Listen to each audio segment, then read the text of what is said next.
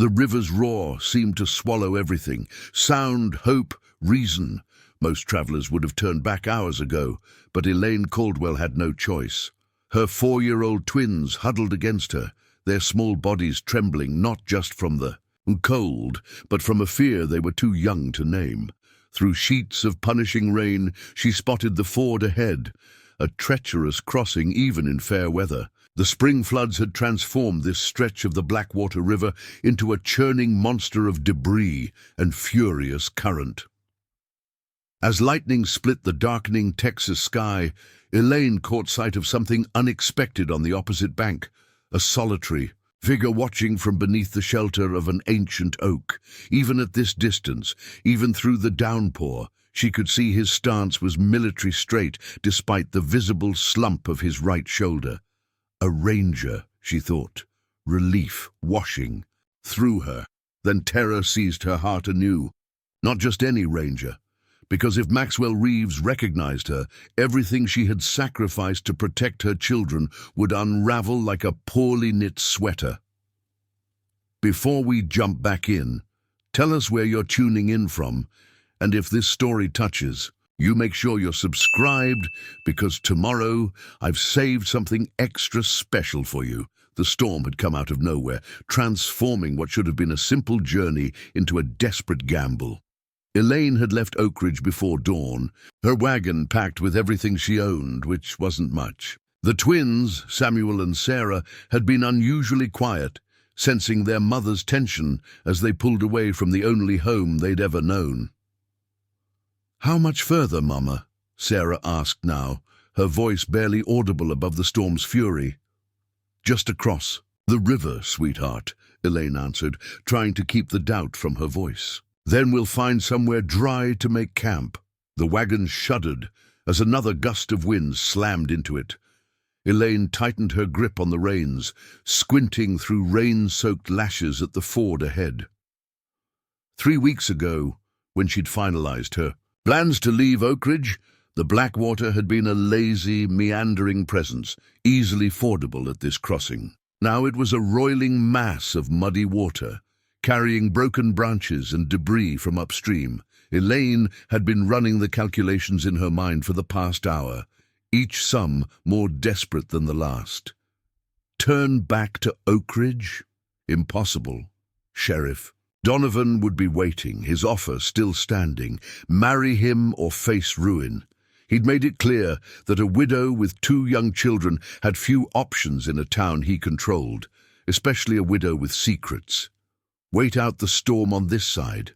Their food supplies were too limited, and the twins were already sniffling with early signs of cold. The next settlement was at least 2 days' journey. Cross now, dangerous, perhaps foolhardy, but Garrison, the town on the other side, represented her only chance at a fresh start. The teaching position was promised only if she arrived before the end of the month. Tomorrow was the 30th. "Samuel, Sarah," she said, turning to look her children in the eyes, "I need you both to be very brave now. When we cross the river, the water might come into the wagon. If that happens, I want you to hold on to these ropes I've tied to the seat. Don't let go, no matter what happens." Samuel nodded solemnly, his eyes wide but determined. At 4, he already carried himself with a seriousness that sometimes broke Elaine's heart. Sarah clutched her rag doll tighter, but nodded too. "That's my brave ones," Elaine said, pressing quick kisses to their foreheads. She checked the ropes one more time, ensuring they were secure, then turned her attention back to the ford. The solitary figure on the opposite bank hadn't moved. Something about his stillness unsettled Elaine. Rangers were known for their tracking abilities, their relentlessness in pursuit of those who broke the law. She'd heard stories of rangers following fugitives for hundreds of miles through desert and mountain, never giving up until justice was served. But she wasn't a fugitive, she reminded herself, just a widow seeking a better life for her children. That the life she was fleeing had been built on necessary lies was something she tried not to dwell on. With a deep breath that did little to steady her nerves, Elaine flicked the reins. The horses moved forward reluctantly, sensing the danger ahead. The first splash of water against the wagon wheels sounded like a warning. "Steady," she murmured, as much to herself as to the horses. Steady now. The water rose quickly, soon reaching the floorboards of the wagon. Sarah whimpered as cold river water soaked through her shoes, but Samuel put his arm around his sister, his small face set in determination. Midway across, the current caught them. The wagon lurched sickeningly, and one of the horses neighed in panic. Elaine fought with the reins, trying to keep them pointed toward the far bank, but the river seemed determined to sweep them downstream. A large branch, carried by the current, slammed into the side of the wagon with enough force to nearly tip it over. Water poured in faster now. "Hold on!" Elaine cried, abandoning the reins to grab her children as the wagon began to tilt dangerously. Everything happened at once then, the sickening sensation of falling, the twins' screams, the shocking cold of the water as it closed over them. Elaine managed to keep hold of Sarah, but Samuel was torn from her grasp by the current. "Samuel!" she screamed, fighting against the water's pull, trying to keep Sarah's head above the surface while desperately searching for her son. Then, through the chaos, a splash and a shout. The figure from the bank was in the water, powerful strokes carrying him toward where Samuel had disappeared. Elaine caught a glimpse of her son's head above water, then the man's arm encircling him. The current was dragging Elaine and Sarah downstream now. Every instinct screamed for her to fight it, to swim toward her son. But years of living near rivers had taught her that fighting a current this strong was futile. Instead, she focused on keeping Sarah's face above water, angling their bodies toward the bank, letting the river's power carry them while working with it rather than against it. Her feet found purchase on the riverbed just as her strength was failing. With one final effort, she lunged toward the shallows, collapsing on the muddy bank with Sarah clutched to her chest. The little girl was coughing up water but breathing. "Samuel!" Elaine gasped, pushing herself up to scan the river. Terror clawed at her throat. Then, downstream, a movement caught her eye. The man was struggling toward shore, one arm locked around Samuel, the other fighting the current. Even from a distance, Elaine could see he was favoring his right side, his movements betraying an old injury. She staggered to her feet, gathering Sarah in her arms, and ran downstream along the bank. By the time she reached them, the ranger had pulled Samuel safely to shore. The boy was crying but alive, his small hands clutching the man's soaked shirt. "Samuel!" Elaine cried, falling to her knees beside them. She set Sarah down to pull her son into an embrace, her hands frantically checking for injuries. "Thank God! Oh, thank God!" "He swallowed some water," the man said, his voice a gravelled rasp that sent a jolt of recognition through Elaine. "But he's breathing fine." She looked up then, really looked, and the world seemed to tilt beneath her. The years hadn't been kind. To Maxwell Reeves. A jagged scar ran from his right temple down his cheek, disappearing into his beard. His right shoulder was noticeably misaligned, evidence of an injury that had healed poorly. But his eyes, those same piercing blue eyes, were unchanged, still able to see through pretense with unsettling clarity. Recognition dawned in those eyes now, followed by disbelief. "Catherine," he said, the name she hadn't heard in 5 years. Falling from his lips like a stone into still water, Elaine felt the blood drain from her face. "No," she whispered, gathering her children closer, as if they might shield her from the past. "My name is Elaine Caldwell." Maxwell's eyes narrowed, taking in her face, then shifting to the twins. Something complicated passed across his features. Confusion, calculation, and finally a dawning realization that made Elaine's heart stutter with fear. "These children," he said slowly, his gaze locked on the twins' faces. "They're what, 4 years old?" "Yes," Elaine replied, her voice barely audible over the rain that continued to fall around them. 4 years, Maxwell repeated. His hand, she noticed, had moved to rest on the badge pinned to his chest. a gesture she remembered from before, a habit when he was working through a difficult problem. That would mean— "Please," Elaine interrupted, desperation making her voice crack. "My children are cold and frightened. Our wagon—" She looked back at the river, but there was no sign of the wagon or horses. Everything they owned was gone. Something in her plea seemed to reach him.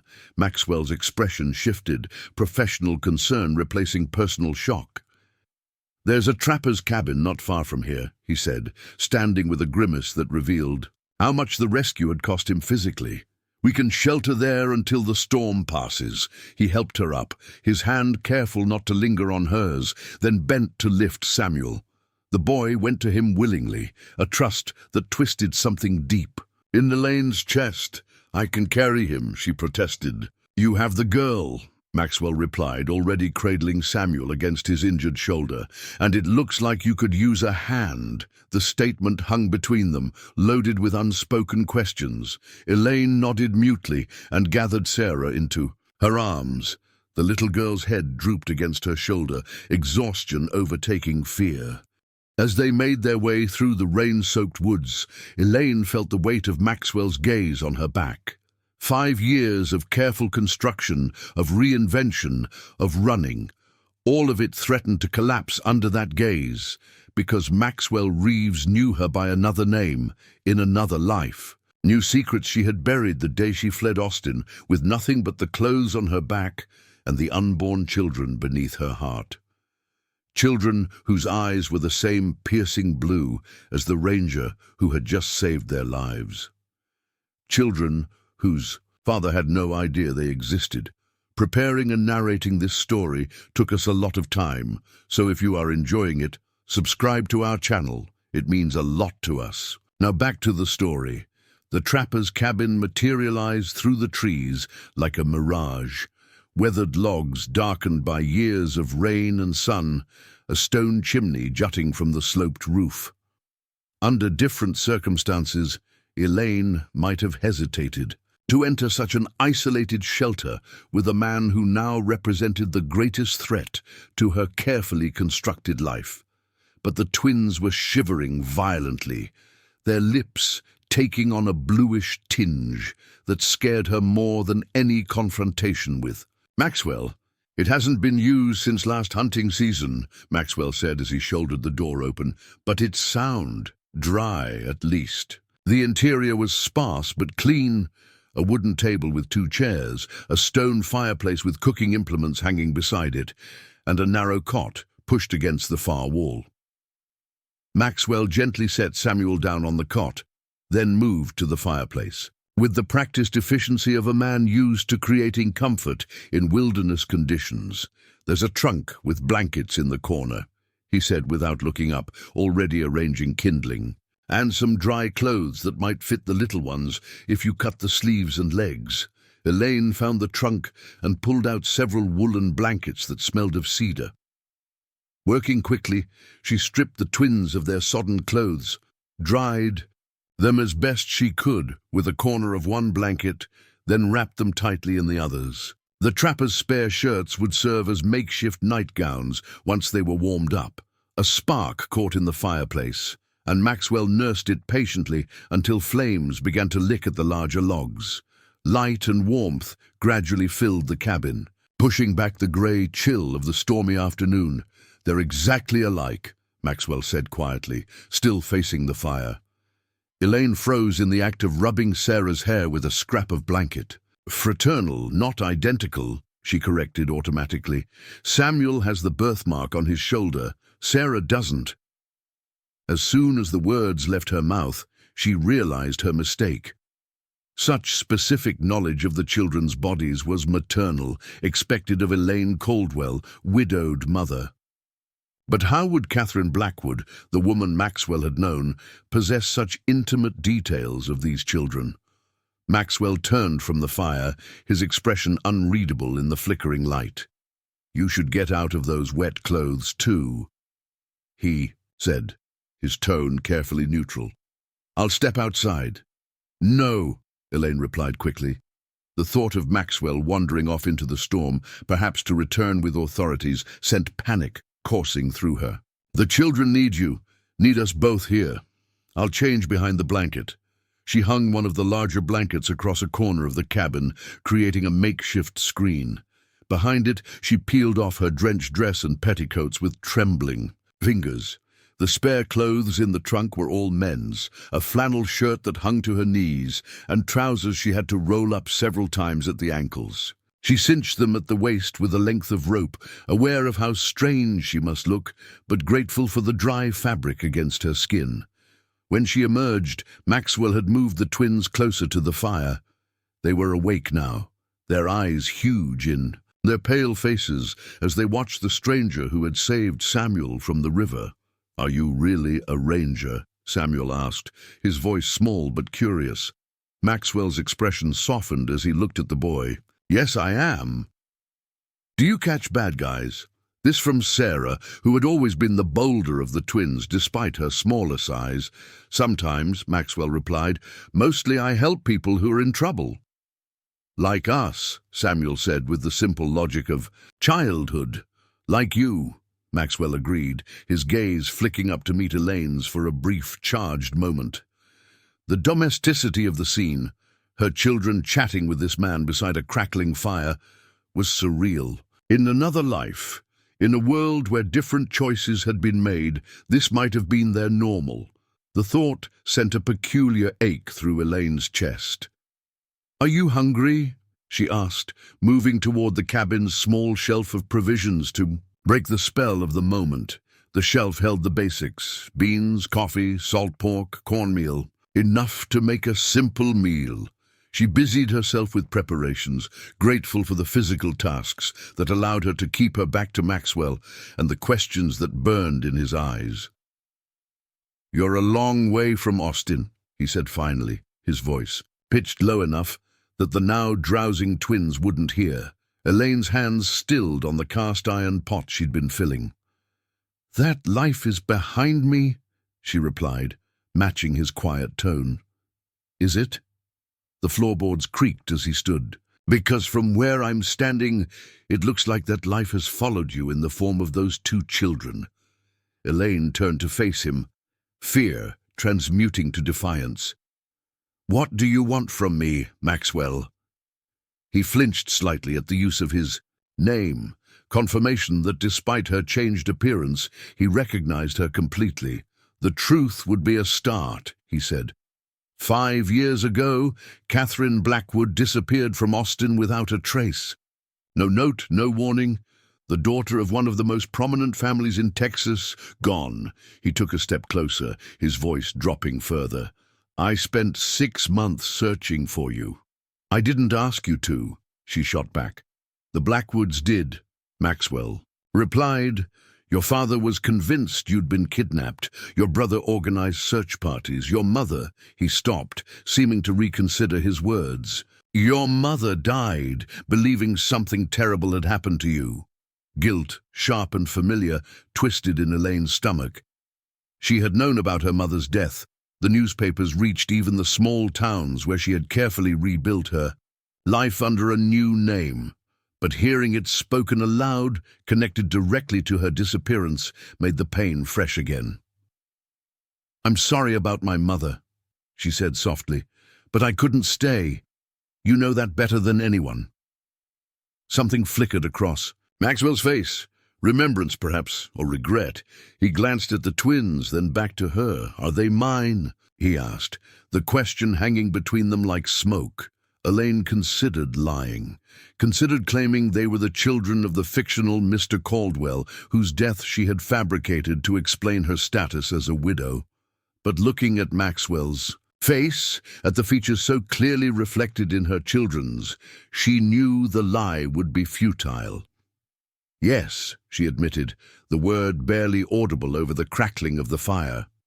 Maxwell closed his eyes briefly, his hand going to his injured shoulder, in an unconscious gesture of distress. When he opened them again, there was a raw hurt there that made Elaine want to look away. "Why?" he asked. "Why didn't you tell me? Why did you run?" The questions were the same ones she had asked herself on countless sleepless nights rocking newborn twins in a rented room 300 miles from home, trying to convince herself she had made the right choice. "You know what my father was like," she said, "what he was capable of." Judge Blackwood was a hard man, Maxwell conceded. "But he was a monster," Elaine interrupted, the old anger rising. "A monster who sentenced innocent men to hang because they were Mexican or poor or simply inconvenient to his friend's interests. A monster who would have destroyed you if he'd known about us." "That was my risk to take," Maxwell argued, keeping his voice low despite his obvious frustration. "My career, my reputation." "It wasn't just about you," Elaine countered, "or me. Pregnant, unmarried, involved with a ranger my father considered beneath our family's station. Can you imagine what he would have done, not just to us, but to them?" She gestured toward the sleeping twins. The cabin fell silent except for the fire's pop and hiss and the twins' soft breathing. Outside, the storm continued its assault, rain drumming against the roof in an erratic cadence. "You could have trusted me," Maxwell said finally. "We could have faced it together." Elaine smiled sadly. "The last time I saw you, you were preparing to infiltrate the Garza gang on your captain's orders. A 6-month assignment, deep undercover, no contact with the outside world." She shook her head. "I found out I was pregnant 2 weeks after you left. My father was already arranging a marriage for me to the son of his business partner. When I refused, he threatened to have me committed to that asylum in Houston, the one where inconvenient daughters disappear." Understanding dawned in Maxwell's eyes. "So you ran?" "I ran," Elaine confirmed. "Changed my name, changed my appearance, lived off the jewelry I managed to take with me until I could find work.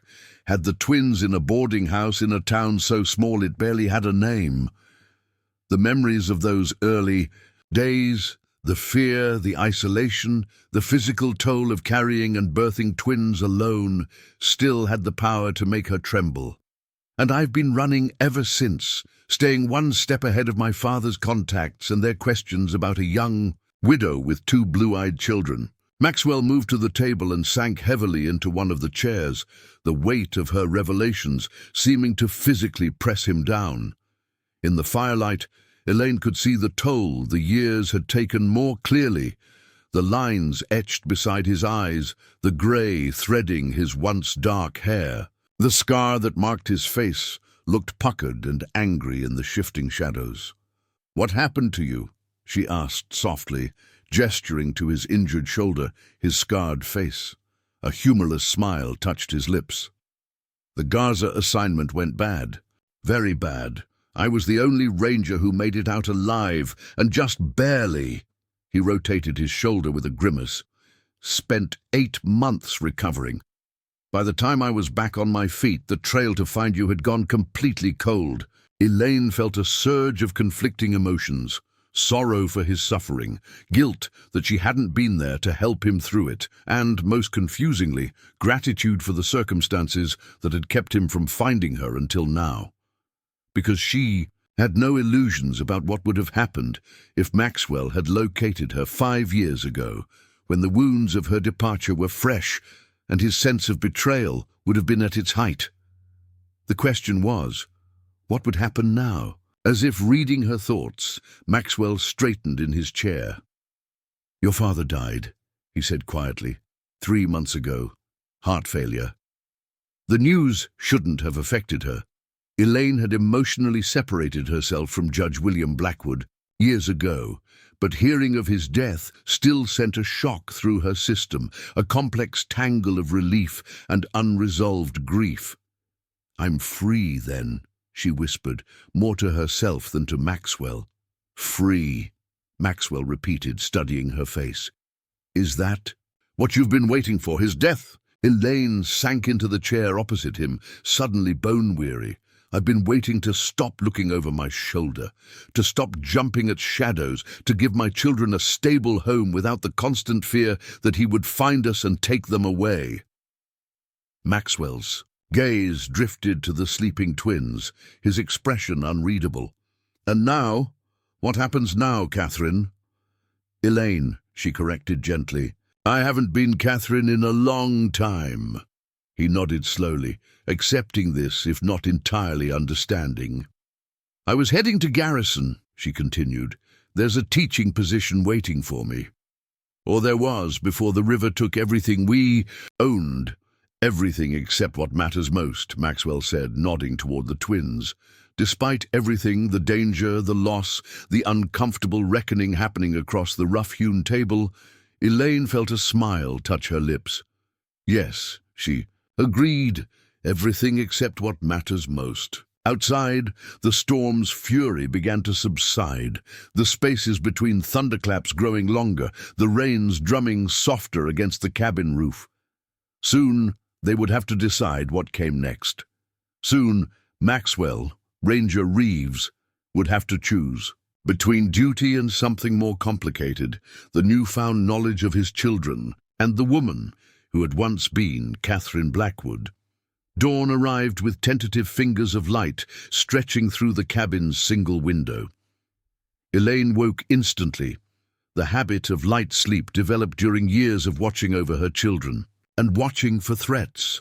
For a disorienting moment, she couldn't place her surroundings. The unfamiliar scent of wood smoke and pine, the hardness of the floor beneath her makeshift bed of blankets. Then memory rushed back. The river, the rescue, Maxwell. She sat up carefully, mindful of the twins who slept on either side of her. Samuel had kicked his blanket off during the night, one arm flung outward in peaceful abandon. Sarah remained bundled tightly, only her mess of dark curls visible. Both were breathing deeply, their cheeks flushed with healthy color that eased Elaine's lingering worry about their dunking in the river. Maxwell was nowhere to be seen. The cabin door was slightly ajar, a thin slice of morning light cutting across the plank floor. Elaine extricated herself from between the twins and moved to the window. Outside, Maxwell stood with his back to the cabin, facing the newly risen sun. His posture was rigid, hands clasped behind him in what she recognized as his thinking stance. The sight was so familiar it made her chest ache with memories she had carefully packed away. Maxwell standing on her father's veranda, waiting to escort her to the governor's ball. Maxwell on the banks of the Colorado River, planning their clandestine meeting points. Maxwell in the doorway of her bedroom, risking everything for a few stolen moments together. So much had changed. Since then, the carefree daughter of privilege was gone, replaced by a woman who had learned to chop wood, mend clothing, stretch meager provisions, and protect her children with the fierceness of a mother wolf. And Maxwell, the ambitious young ranger with an unshakable belief in justice, now carried his wounds visibly, his body and face marked by violence she could only imagine. Yet something remained unchanged between them, a current that had pulled at her throughout their conversation the previous night, a recognition deeper than memory that had made it impossible to maintain the pretense that she was truly Elaine Caldwell, grieving widow, and not Catherine Blackwood, runaway daughter of a powerful judge. As if sensing her gaze, Maxwell turned. Their eyes met through the window glass. He nodded once, a gesture somewhere between acknowledgement and invitation, then turned back to the sunrise. Elaine checked that the twins were still sleeping soundly before slipping outside, closing the cabin door quietly behind her. The morning air was fresh-washed and cool, the storm's violence leaving a cleansed world in its wake. Water dripped from leaves and branches, catching the early light in diamond-bright flashes. "They're still sleeping," she said, moving to stand. Beside him, Maxwell nodded. "They went through a lot yesterday. Children are remarkably resilient, though." "Yes," Elaine agreed, thinking of all the changes and challenges her twins had weathered in their short lives. "More than we give them credit for." Silence stretched between them, not entirely uncomfortable but charged with unspoken thoughts.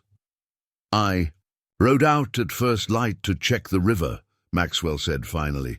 "It's receding, but still too high to cross safely. The wagon's gone, washed downstream and likely broken up on the rocks by now." Elaine had expected as much, but the confirmation, still sent a wave of despair through her. The wagon had contained everything: their clothes, food, the school books she had carefully collected for her teaching position, the small wooden toys Maxwell's father had carved for the twins before he died, her entire life reduced to splinters and scattered along the riverbed. "I found one of your trunks," Maxwell continued, "caught in some brush about a half-mile downstream, mostly intact." Hope flickered. "Which one?" "The smaller one. Brass fittings, leather straps." Relief coursed through her. "That has the children's clothes and my mother's locket." The golden locket was the only keepsake she had allowed herself from her previous life, a simple oval containing miniature portraits of her maternal grandparents, people who had shown her kindness before their deaths. "I brought it back," Maxwell said. "It's on the porch. I didn't want to wake you." "Thank you," Elaine said, meaning it for more than just the rescued trunk. Maxwell turned to face her fully, the morning sun highlighting the scar that ran down his cheek. In daylight, she could see that his injury had been severe, the kind that would have killed most men. The realization that she could have lost him without ever knowing it sent a peculiar chill through her. "We need to talk about what happens next," he said. "Yes," Elaine agreed, instinctively glancing back at the cabin where her children slept. "We do. You said you were heading to Garrison for a teaching position." She nodded. "The school board agreed to hire me based on my references from Oak Ridge. They're expecting me by the end of the month." "Which is tomorrow," Maxwell noted. "Yes." The word came out sounding more defeated than she intended. Without the wagon, without most of their possessions, reaching Garrison in time seemed impossible. And without the teaching position, her careful plans disintegrated. She'd spent the last of her savings on the wagon and supplies, counting on the salary from the school to establish their new life. Maxwell seemed to read the despair in her face. "Garrison's only about 15 miles from here," he said. "With the river too high to cross, we'd have to go north to Benson's Bridge, then back down the east side. Call it 25 miles total. On foot, with 2 4-year-olds. Elaine shook her head. "It would take days." "I have a horse," Maxwell countered, "and there's a settlement about 5 miles north, Henderson's Mill. Small place, but they have a livery stable. We could arrange transport there."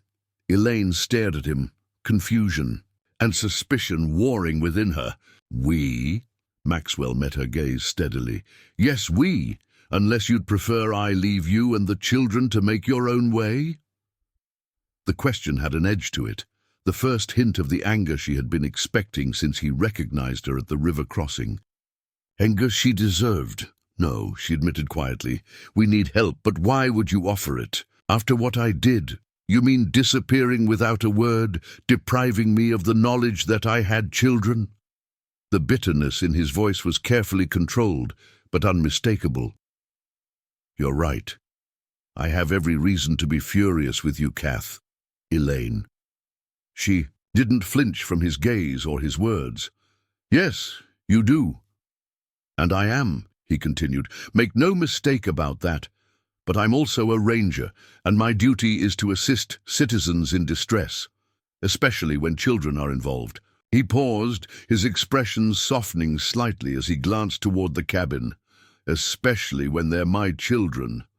The frank acknowledgement of his paternity hung between them like a bridge, tentative, fragile, but a potential pathway to understanding. "I don't expect forgiveness," Elaine said carefully. "I made the choices I thought necessary to protect them, to protect all of us, but I never wanted to hurt you." Maxwell's jaw tightened. "Yet you did." "Yes," she conceded. "I did." Another silence fell, broken only by birdsong and the distant rush of the still swollen river. Elaine waited, sensing Maxwell had more to say, unwilling to fill the space with excuses or explanations he wasn't ready to hear. Finally, he sighed, some of the tension leaving his shoulders. The past is the past. Right now, we have 2 children who need to get to Garrison and a teaching position that needs to be secured. His tone had shifted to practical efficiency, the ranger reasserting himself over the wounded man. Once you're settled there, we can discuss other matters. The deliberate vagueness of other matters wasn't lost on Elaine. The twins, his role in their lives, the legal implications of her deception, the future. "Thank you," she said simply, knowing any more elaborate expression of gratitude would ring hollow given all that remained unresolved between them. Maxwell nodded curtly. "We should get moving soon. The children will be hungry when they wake." As if on cue, a small voice called from within the cabin. "Mama!" "Coming, sweetheart," Elaine called back. She hesitated, then added, "I'll explain to them that you're helping us reach Garrison, that you're a friend." Something flickered in Maxwell's eyes, hurt perhaps, or resignation. "A friend," he repeated. "For now, that's probably best." Before Elaine could respond, the cabin door swung open and Samuel emerged, rubbing sleep from his eyes with small fists. He blinked in the morning sunlight, taking in the scene. His mother and the ranger standing together in the clearing, the dripping trees, the blue sky replacing yesterday's threatening clouds. "Is the water monster gone?" he asked, his voice still husky with sleep. Maxwell looked momentarily confused, but Elaine understood immediately. "The river has calmed down," she assured her son. "It's not angry anymore." Samuel nodded solemnly, accepting this explanation with a child's logic. His gaze shifted to Maxwell, studying him with unconcealed curiosity. "My papa died," he announced abruptly, "before I was born." The simple statement, delivered with the artless directness of childhood, landed like a physical blow. Elaine saw Maxwell flinch slightly, his eyes widening at this casual confirmation of the fiction she had created. "Samuel," she began, unsure what she could possibly say to mitigate the moment. But Maxwell recovered quickly, kneeling to bring himself to the boy's eye level. "I'm sorry to hear that," he said, his voice gentle but steady. "That must have been hard for your mother." Samuel nodded again. "She cries sometimes when she thinks we're sleeping." He glanced at Elaine with a child's guileless betrayal of adult secrets. "But she's very brave. That's what Miss Peabody said." "Miss Peabody was right," Maxwell agreed, his gaze flicking briefly to Elaine's face before returning to Samuel. "Your mother is one of the bravest people I've ever known." The compliment, unexpected and seemingly sincere despite everything, caught Elaine off guard. Before she could respond, Sarah appeared in the doorway, clutching her rag doll and looking considerably less pleased with the morning than her brother. "I'm hungry," she announced, with the imperious tone that reminded Elaine uncomfortably of her own mother. Maxwell stood, a ghost of a smile touching his lips. "I believe that's our cue," he said quietly to Elaine. "I'll see what I can find for breakfast while you get them ready." As he moved past her toward the cabin, Elaine caught his arm. "Maxwell," she said softly, "about what Samuel said—" "Not now," he interrupted, his voice equally low. "The children are watching." He was right, of course. Samuel and Sarah stood observing them with the focused attention children reserve for adult interactions they sense. Are significant, but don't fully understand. This wasn't the time for explanations or apologies. That reckoning would come later. For now, they had hungry children to feed, a journey to organize, and a precarious truce to maintain. Elaine released his arm with a nod and turned to shepherd the twins back into the cabin, where the day's more immediate challenges awaited. But as she followed her children inside, she couldn't help glancing back at Maxwell, who had paused to scan the tree line with the alertness of a man accustomed to danger. The morning sun caught his profile, highlighting the strength that remained despite his injuries. For a brief moment, she allowed herself to imagine a different life, one where she hadn't fled, where they had faced her father's wrath together, where the twins had grown up knowing their real father. Then Maxwell turned, and their eyes met one final time before she entered the cabin. In his gaze, she read the same thought, too late for what might have been, but perhaps not too late for what might still be.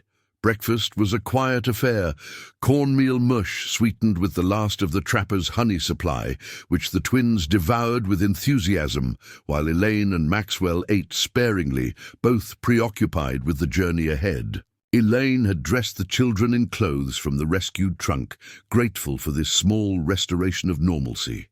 Her own dress was still damp, but wearable enough for travel. "Will you ride with the ranger, Mama?" Sarah asked, as Elaine braided her hair. The question drew Maxwell's attention from where he was packing supplies into a worn leather saddlebag. "No, sweetheart," Elaine replied carefully. "You and Samuel will ride with Ranger Reeves. I'll walk beside you." Maxwell frowned. "That's not practical. My horse can carry all four of us for short stretches, alternating who walks. It'll be faster." "I'm not sure that's," Elaine began. "Necessary," Maxwell finished. "It is if we want to reach Henderson's mill by nightfall." His tone brooked no argument, and Elaine recognized the tactical logic behind the suggestion. Still, the thought of being in such close physical proximity, her arms around Maxwell's waist, or worse, his around hers, sent an uncomfortable flutter through her stomach. "Very well," she conceded, noting how Samuel's eyes had lit up at the prospect of riding a real ranger's horse. Some battles weren't worth fighting, especially when they would only confuse the children further. Within the hour, they had the cabin tidied and their meager belongings packed. Maxwell's horse, a sturdy bay gelding named Scout, waited patiently. Outside, seemingly unperturbed by the prospect of carrying multiple riders.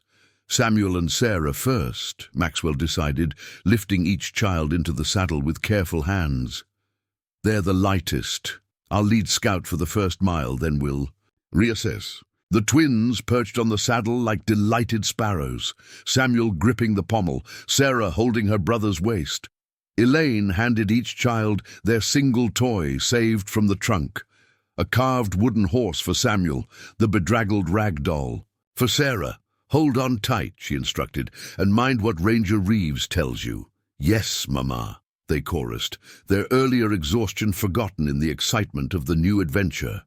With the salvaged trunk balanced on his shoulder, Maxwell led them away from the cabin and onto a narrow trail heading north through the woods. Elaine fell into step beside him, hyper-aware of his presence. The controlled strength in his movements, the vigilant way his eyes scanned the path ahead and the surrounding forest. "Those children have your eyes," Maxwell said quietly, breaking the silence that had stretched between them. Elaine glanced up at him, startled by the personal observation. "And your smile," she replied before she could stop herself. "Samuel, especially." Maxwell's mouth tightened, but he didn't look at her. "How much do they know about their father?" "Only what I thought they could understand at their age," Elaine said. "That he was a good man who died before they were born. That he would have loved them very much if he'd known them. At least that—" "In part wasn't a lie," Maxwell said, his voice dropping further so the twins wouldn't overhear. The path narrowed, forcing Elaine to fall back slightly. She watched Maxwell's straight back as he led the horse, noting how he favored his left side, his right arm not swinging as freely. The injury to his shoulder must have been devastating for a man whose career depended on physical capability. Yet he had returned to duty, continued to serve as a ranger, despite what must have been significant pain and limitation. That resilience, the stubborn refusal to yield to circumstance, was what had drawn her to him initially. In a ballroom in Austin, where the ambitious young ranger had stood out among the politicians' sons and cattle barons who typically attended such functions. Maxwell Reeves had been there on duty, part of the governor's security detail, watching the crowd with alert eyes that missed nothing, including Catherine Blackwood's interest. "Tell me about the assignment," she said, as the path widened again, allowing her to walk beside him once more. "The one that—" She gestured vaguely toward his scarred face and injured shoulder. Maxwell gave her a sidelong glance. Is this genuine concern or just conversation to pass the time? The question stung, but Elaine recognized it as fair. "Both," she admitted. "I've wondered over the years what became of you." He was silent for several strides, and Elaine thought he might refuse to answer. Then, keeping his voice pitched low, enough that the twins, now singing a nonsense song of their own creation, wouldn't hear, he began to speak. The Gaza gang had been raiding settlements along the border for months, killing ranchers, stealing cattle, terrorizing isolated homesteads. Captain Reynolds decided to send me in undercover. I spoke the language, knew the culture well enough to pass. The plan was to infiltrate, gather information about their hideouts and numbers, then lead a ranger company to arrest the ringleaders. He paused as Scout navigated a particularly rocky stretch of trail, then continued. "I spent 4 months earning their trust, doing things I'm not proud of to maintain my cover. Small crimes at first, then." He shook his head. "Let's just say I understand compromise in ways I didn't before. Finally, I was in deep enough to learn about their main camp, their operations. I sent word to Captain Reynolds through our prearranged channels. But something went wrong," Elaine prompted gently when he fell silent again. "Someone betrayed us," Maxwell confirmed. "The night of the raid, Gaza was waiting, had men positioned in the rocks above the canyon entrance. They opened fire as soon as the ranger company rode in. 5 men died in the first volley." Sarah turned, in the saddle. "Why are you talking so quiet?" "Ranger business," Maxwell replied smoothly, his expression shifting from grim recollection to reassuring smile so quickly that Elaine was startled by his self-control. "Nothing for little ones to worry about." Satisfied, Sarah returned to the song she and Samuel were composing, something about frogs and lily pads that made little sense but kept them entertained. "You don't have to continue," Elaine said softly, seeing the tension in Maxwell's jaw. "It's an old wound," he replied, "in more ways than one." He adjusted the trunk on his shoulder. "I tried to warn the other rangers, exposed myself as a lawman. Gaza's lieutenant shot me point blank here." He gestured to his right shoulder. "The bullet shattered my collarbone. I fell from a cliff edge, about 30 feet. The scar," he touched his face. "That was from the rocks on the way down." Elaine winced, imagining the violence of the moment, the pain he must have endured. "I should have died there," Maxwell continued. "Would have, if Captain Reynolds hadn't found me.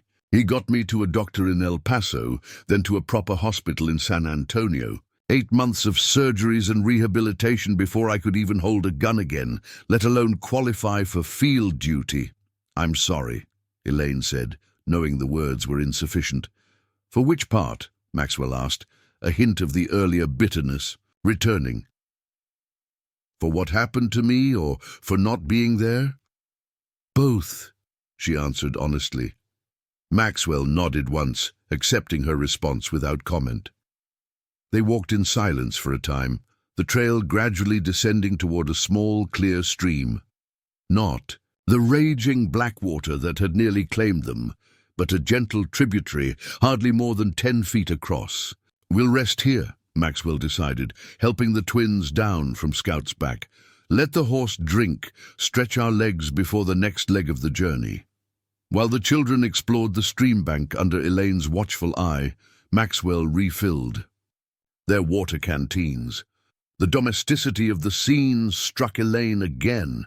This could have been a family outing, a father showing his children the wonders of nature if circumstances had been different. "They're good kids," Maxwell said. joining her at the edge of the clearing where she stood watching the twins examine a colorful beetle crawling across a rock. "Well behaved. You've done a fine job with them." The unexpected compliment brought a flush of pleasure. "Thank you.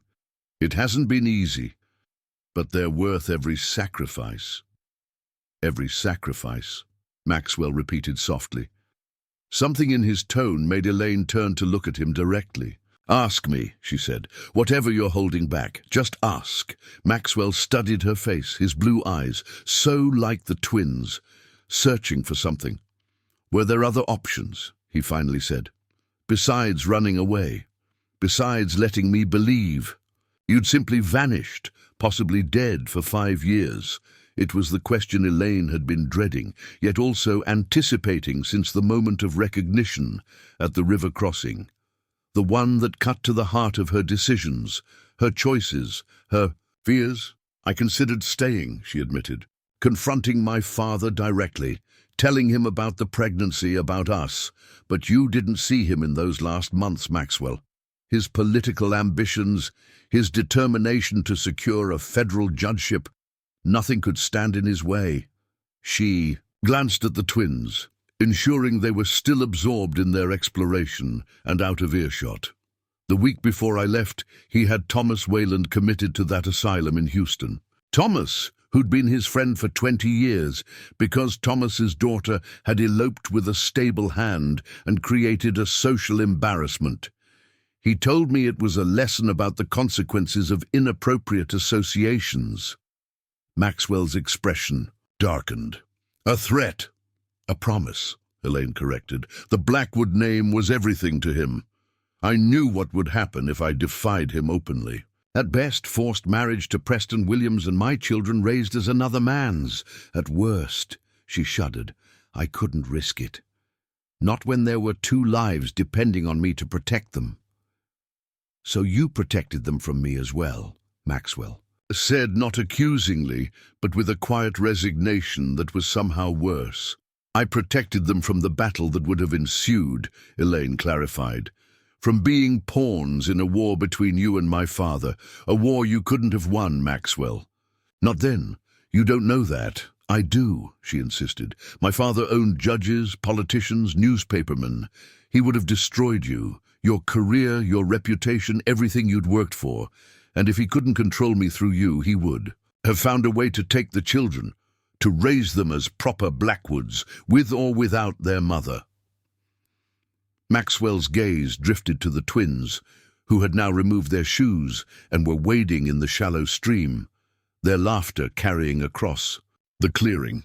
And now, with the judge dead, the question hung between them, loaded with possibilities and uncertainties.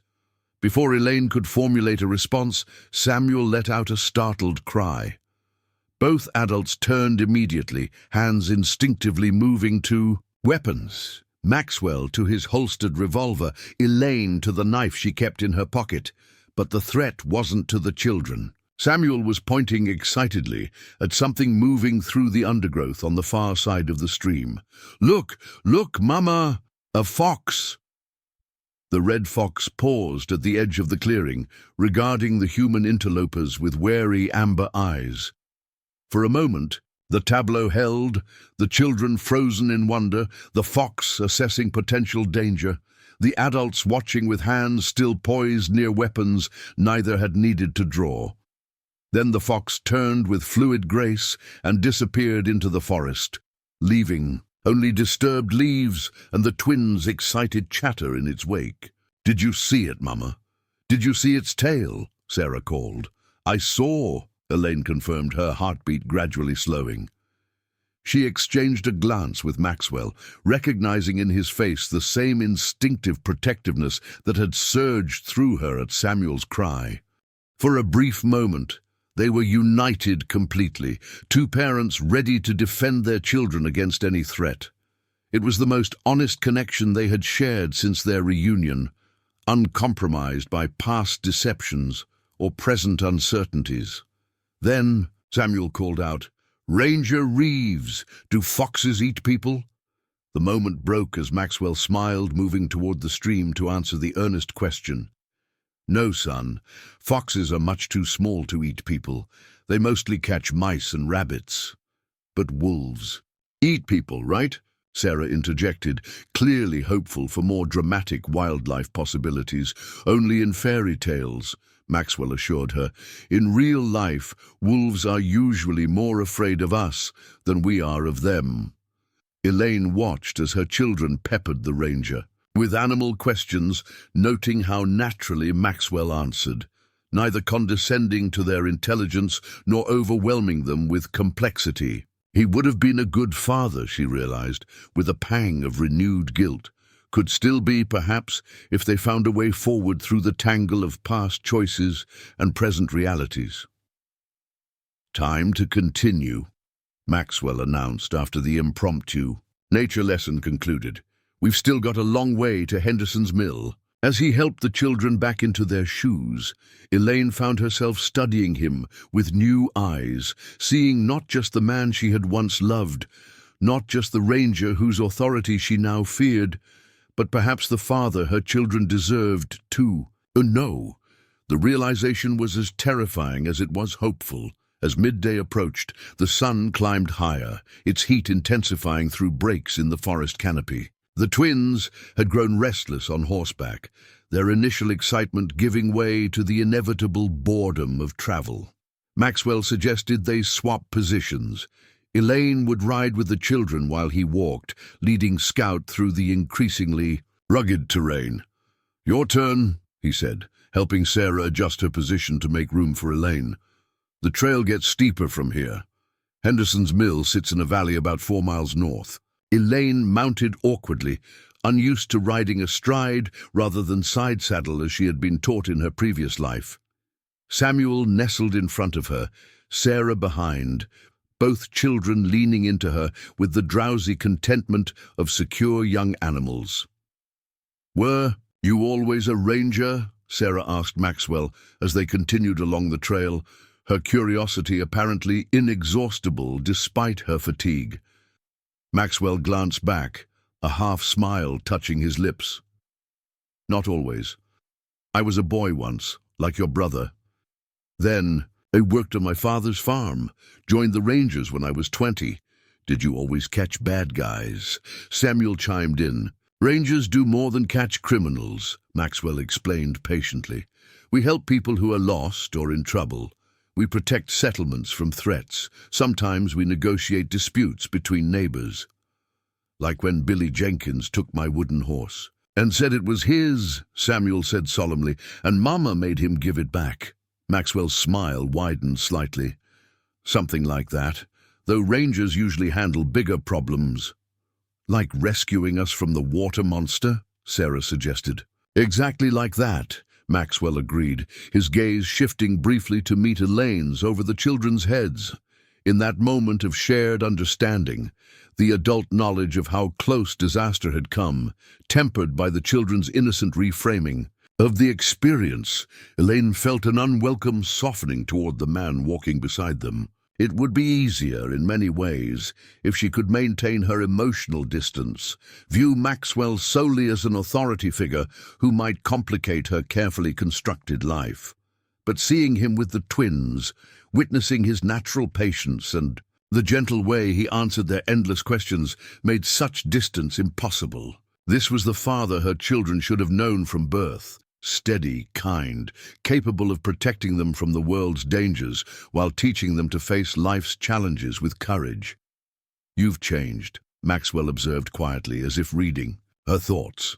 The children had finally succumbed to the rhythm of the horse's gait and the warmth of the day, both dozing against Elaine. "How so?" she asked. Maxwell gestured vaguely. "The Catherine Blackwood I knew wouldn't have survived a blizzard alone, let alone raise twins while working and moving from town to town. She was spoiled," Elaine suggested, a rueful smile playing at her lips. "Naive? Sheltered?" "I was going to say unaccustomed to hardship," Maxwell corrected. "But yes, those too."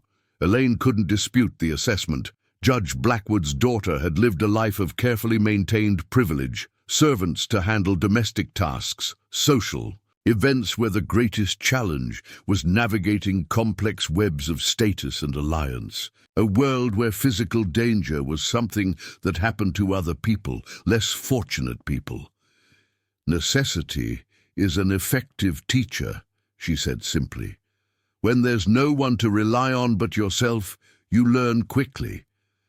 Maxwell nodded, his expression thoughtful. The first winter after my mother died, my father and I nearly starved. Failed crops, harsh weather. I was 14, convinced I was nearly a man, but I had no idea how little I knew about survival. He paused, navigating Scout around a fallen tree.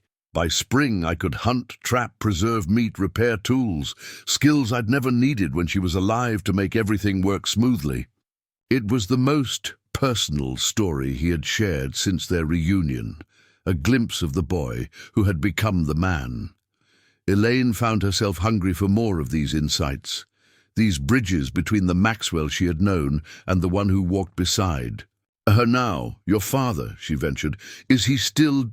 He passed 3 years ago, Maxwell replied. Peaceful, in his sleep. The farm went to my sister's husband. I'm sorry, Elaine said, genuinely. He was a good man. She had met Joseph Reeves only once, briefly, during a county fair where she had slipped away from her chaperone to meet Maxwell. The elder Reeves had been courteous but reserved, clearly recognizing Catherine Blackwood as the daughter of a man whose judicial decisions had not always favored small farmers like himself. He would have loved them, Maxwell said, nodding toward the sleeping twins. He always wanted grandchildren. The simple statement carried a weight of loss, not just Maxwell's father never knowing his grandchildren, but the twins growing up without a grandfather's affection. Another consequence of the choice Elaine had made 5 years ago, another thread in the tapestry of what might have been. They traveled in silence for a time, each lost in private thoughts. The only sounds the steady clop of Scout's hooves on, the packed earth trail, and the occasional call of a bird overhead. The forest gradually thinned, giving way to scattered clearings where wildflowers nodded in the breeze. When we reach Henderson's Mill, Maxwell said eventually, we should be able to arrange wagon transport to Garrison. It's a logging settlement, small, but they have regular supply runs to the larger towns. Can we afford it? Elaine asked, the practical concern of limited funds reasserting itself. I have some money, but not much. Maxwell's expression shifted subtly, pride warring with practicality. I have enough, and they know me there. I helped resolve a boundary dispute between the mill owner and a cattle rancher last year. Before Elaine could respond, a loud crack split the air, unmistakably a rifle shot not too distant. Maxwell's hand flew to his revolver as he scanned the surrounding forest, instantly alert. The twins startled awake at the sound, Samuel clutching. Elaine's arm in fear. What was that? Sarah whispered. Just someone hunting, Maxwell answered, his tone deliberately casual, though his posture remained vigilant. Nothing to worry about, but Elaine saw the tension in his shoulders, the way his eyes continued to search the tree line. Another shot rang out, closer this time, followed by a man's voice calling something indistinct. Hunting season's over, Maxwell said quietly to Elaine. And that's no deer rifle. Stay on Scout. If I signal, ride hard for the next ridge. Before she could protest, he moved ahead of them on the trail, one hand still near his holstered weapon. The scene reminded Elaine forcefully of what Maxwell was. Not just a man with whom she shared a complicated past, not just her children's father, but a Texas Ranger accustomed to confronting danger. "Mama?" Samuel's voice wavered with uncertainty. "Is something bad happening?" "No, darling," Elaine assured him, keeping her own voice steady despite the fear curling in her stomach. "Ranger Reeves is just being careful. That's his job." Around a bend in the trail, voices became clearer. 2 men arguing, their tones heated but not yet violent. Maxwell paused at the edge of a small clearing, motioning for Elaine to stay back with the children. "This land ain't yours to claim, Decker," one voice shouted. The deed clearly states, "I don't give a damn what your paper says," another voice interrupted. "My grandfather worked this plot 30 years before your fancy lawyer drew up any deed." Maxwell stepped into the clearing, his stance relaxed, but authoritative. "Gentlemen," he called, "is there a problem here?" Elaine couldn't see the men from her position, but she heard the immediate shift in their tones. "Ranger Reeves," one acknowledged, surprise evident in his voice. "Didn't expect to see you out this way." "I go where I'm needed," Maxwell replied, evenly. "Heard shots, not deer season, and that sounded like a Sharp's carbine. Mind explaining?" There was a pause, then a grudging response. "Warning shot. Decker here was trespassing on my timber claim." "The hell I was," the second man, Decker, retorted. "This is my land, Ranger. Has been since territorial days.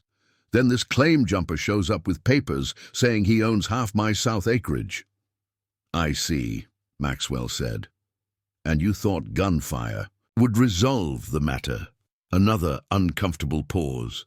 Elaine could picture Maxwell's stern expression. She had seen it once, years ago, when he had intervened in a drunken dispute outside a social function in Austin. That same calm authority that could diffuse tension with a look, a presence that commanded respect without resorting to threats. "No, sir," the first man finally admitted. "Got a bit heated is all." "How about you both put those rifles away?" Maxwell suggested in a tone that made it clear this wasn't actually a suggestion. Land disputes don't get settled with bullets. They get settled with surveys and legal documentation. "It'll be dark before any surveyor," Decker began.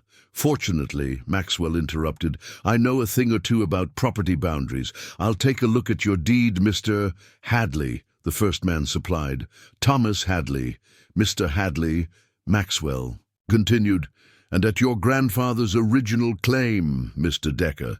Then we'll see if we can't reach an understanding that doesn't involve shooting at each other."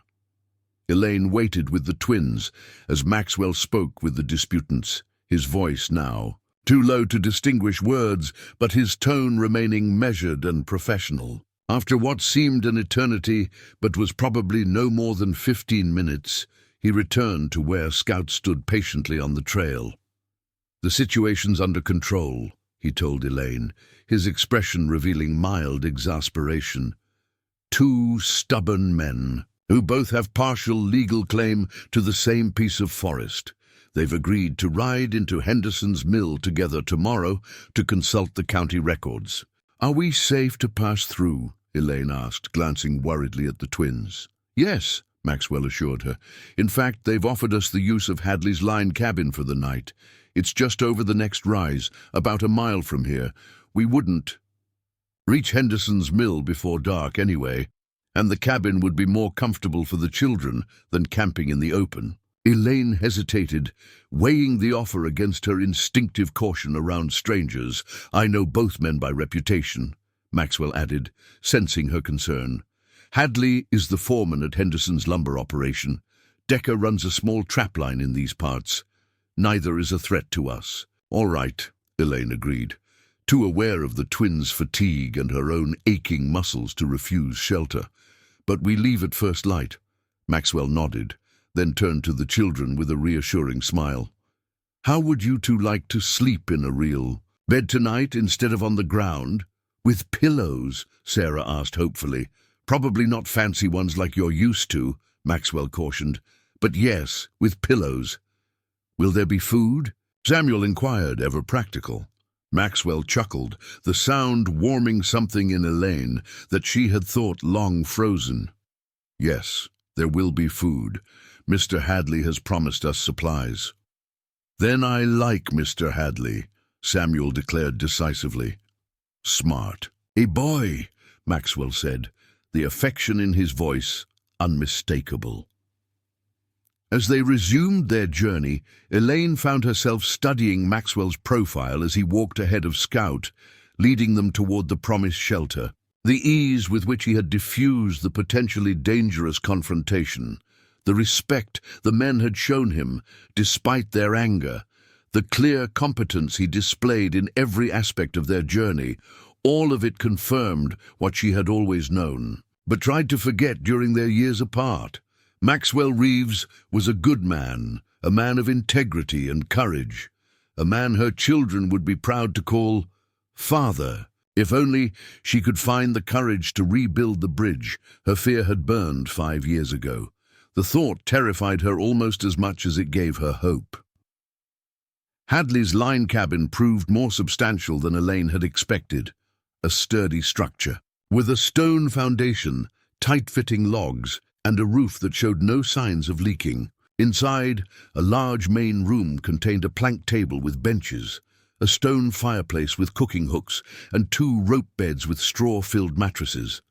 A small back room, clearly used for storage, had been hastily cleared to create a sleeping space. For Elaine and the twins, not exactly the governor's mansion, Maxwell remarked as he lit the oil lamps, but it'll keep us comfortable for the night. Elaine smiled despite herself at the reference to one of their early meetings, a reception at the governor's mansion where they had first spoken. She as Judge Blackwood's daughter in an impractical silk gown, he as a young ranger assigned to security, stealing glances at her across the crowded ballroom. "It's perfectly adequate," she said, helping the twins out of their shoes. "Better than many places we've stayed." True to his word, Hadley had provided supplies, a sack of cornmeal, bacon, coffee, and a jar of preserved peaches that made the twins' eyes widen with anticipation. While Maxwell tended to scout and gathered firewood, Elaine set about preparing a simple meal, falling into the familiar rhythm of cooking. Sarah sat at the table, chattering to her rag doll about their adventures, while Samuel shadowed Maxwell whenever he returned indoors, watching with undisguised admiration as the ranger built up the fire and arranged the wood for optimal burning. "You're good with fire," Samuel observed solemnly. Maxwell glanced down at the boy, something softening in his expression. "My father taught me. Said a man who can't build a proper fire might as well surrender to the wilderness." "Will you teach me?" Samuel asked, his voice carrying the tentative hope of a child who had never had a male figure to learn from. Maxwell's eyes flicked to Elaine, seeking permission. She nodded slightly, unable to deny her son this simple connection. "All right," Maxwell agreed, kneeling beside the hearth. "Watch closely. The secret is in how you arrange the kindling. See these smaller pieces? They need to—" As the ranger guided Samuel through the process of building a proper fire, Elaine felt a lump form in her throat. This simple scene, a father teaching his son a fundamental skill, was something she had denied both of them for years. The weight of that realization pressed against her chest, making it difficult to focus on slicing bacon into the cast iron skillet. By the time the meal was ready, darkness had fallen completely outside. They ate by lamplight at the plank table, the twins unusually quiet as they devoured their food with the single-minded focus of tired, hungry children. The preserved peaches, a rare treat after months of basic fare, elicited expressions of pure bliss. "Can we stay here forever?" Sarah asked between sticky mouthfuls, clearly enchanted by what she perceived as a great adventure. "No, sweetheart," Elaine replied gently. "Remember, we're going to Garrison, where I'll be teaching at the school." "Will Ranger Reeves come too?" Samuel inquired, looking hopefully between the adults. The question hung awkwardly in the air. Elaine fumbled for a response that wouldn't crush her son's evident attachment to Maxwell without making promises she couldn't keep. "Rangers go where they're needed," Maxwell answered before she could formulate a reply. "But Garrison isn't far from my regular patrol route." His gaze met Elaine's across the table, a silent question in his eyes. "We'll see," Elaine said carefully. "Right now I think 2 tired children need to get ready for bed." The practical task of preparing the twins for sleep provided a welcome distraction. Elaine helped them wash their faces and hands, combed tangles from their hair, and settled them onto the straw mattress in the small back room, tucking a worn blanket around both small bodies. "Tell us a story, Mama," Sarah pleaded, fighting to keep her eyes open. "Which one would you like?" Elaine asked, perching on the edge of the mattress. "The one about the princess who runs away from the castle," Samuel requested. Elaine hesitated. It was their favorite bedtime story, a tale she had crafted to explain their circumstances in terms young children could understand, with just enough truth woven into the fairy tale framework that she wouldn't feel like she was lying to them completely. Aware that Maxwell had paused in his task of banking the fire and was listening from the doorway, she began softly. Once upon a time, there was a princess who lived in a grand castle. Her father, the king, was a powerful man who believed that everything and everyone in his kingdom should obey his commands without question. Sarah nodded sleepily, having heard this opening many times before. The princess was lonely in the castle, for the king kept her away from the ordinary people of the kingdom, saying they were not worthy of her company. But one day, a brave knight came to the castle on important business. From the doorway, Maxwell made a small sound, not quite a cough, not quite a laugh. Elaine continued, hyper-aware of his presence. The knight was different from the courtiers the princess knew. He was honest and good, and he saw the world clearly without the fine veils of privilege that clouded the vision of those who lived in the castle. The princess and the knight became friends, and then something more than friends. Samuel's eyes were drooping now, but he struggled to stay awake for his favorite part. When the princess discovered she was going to have children, the most wonderful twin babies in all the land, she knew the king would be very angry. He would punish the knight and take the children away to raise them as he wished, so the princess made a difficult choice. "She ran away," Sarah murmured, her voice thick with approaching sleep. "Yes," Elaine confirmed softly. "She disguised herself as a common woman and fled the castle, taking only what she could carry. She traveled far, living in simple cottages, working hard to provide for her children. And though life was often difficult, the princess never regretted her choice, for her children grew strong and happy, free from the king's harsh rules. And they lived happily ever after," Samuel concluded, his eyes finally closing. "They're trying to," Elaine whispered, bending to kiss each child's forehead before rising from the mattress. She turned to find Maxwell still in the doorway, his expression unreadable in the dim light. Without a word, he stepped aside to let her pass back into the main room. They worked in silence for several minutes, Elaine clearing away the remains of their meal, Maxwell checking that the cabin was secure for the night. The quiet between them was charged with unspoken thoughts, the children's soft breathing from the back room, the only sound beyond the occasional pop of the fire. "Is that how you see it?" Maxwell finally asked, his voice low. "A princess fleeing. A tyrant king." Elaine set the washed plates carefully on the shelf before responding. "It's a story for children, Maxwell.